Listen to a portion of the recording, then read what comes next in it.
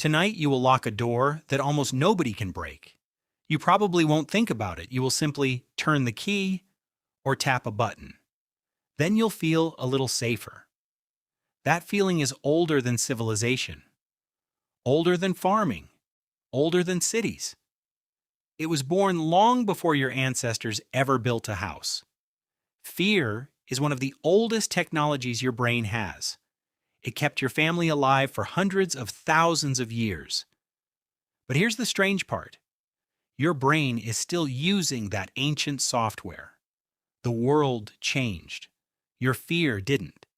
Every time your heart suddenly races, an invisible alarm is making a decision before you ever do. Who built that alarm?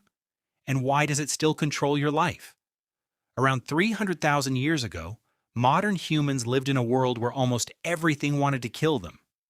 Lions, hyenas, snakes, starvation, other humans.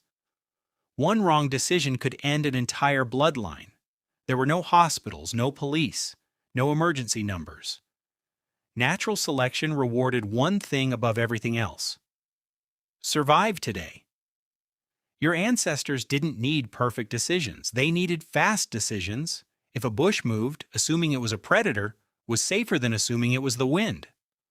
Most of the time they were wrong, but the few who guessed correctly survived. Psychologists call this the smoke detector principle.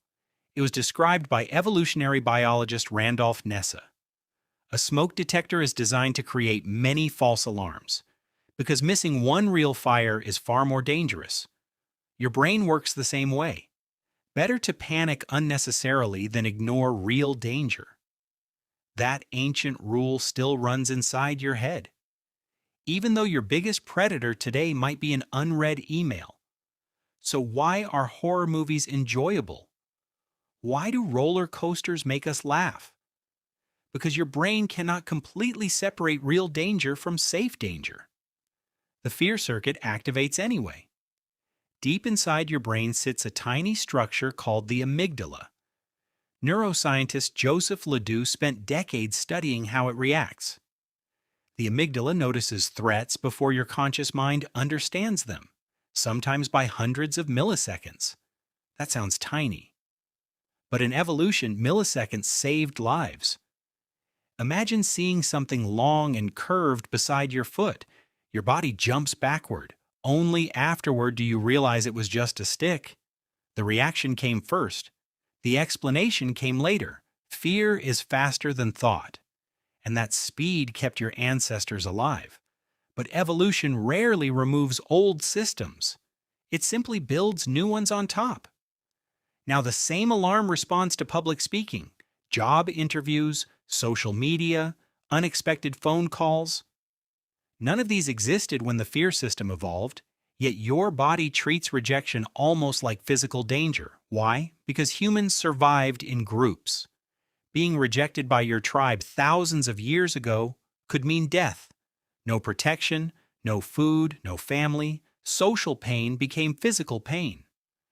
In 2003, psychologist Naomi Eisenberger discovered that social rejection activates some of the same brain regions involved in physical pain. Your brain doesn't fully distinguish between them. That embarrassing moment you still remember? Your ancient survival system remembers it too. But here's something even stranger. Humans fear some things far more easily than others. Most people naturally fear snakes, spiders, darkness, heights. Very few people instinctively fear electrical outlets or speeding cars, even though modern dangers kill far more people. Psychologist Martin Seligman suggested that humans are biologically prepared to learn certain fears faster than others. Evolution had hundreds of thousands of years to practice fearing snakes. It has only had about a century to learn traffic. Your instincts are living in the past. So what happens when ancient fear meets the modern world? Constant stress, news alerts, endless notifications. Your alarm system never truly rests. Researchers like Robert Sapolsky have shown how chronic stress slowly changes the body itself. A survival system designed for short emergencies now stays active for weeks, months, even years. The result is exhaustion, anxiety, burnout. Not because your brain is broken, because it is doing exactly what evolution designed it to do, just in the wrong environment. Can you ever completely eliminate fear? Probably not. And maybe you shouldn't. Fear is not your enemy. It is your oldest bodyguard, sometimes overprotective, sometimes outdated, but always trying to keep you alive.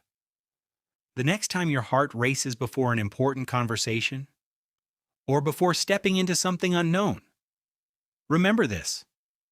That feeling is older than language, older than history, older than civilization itself. You are carrying the survival instincts of countless generations. Every fear you feel is an echo from people who lived long enough to become your ancestors. Your brain isn't trapped in the past. It is protecting a future it cannot yet see.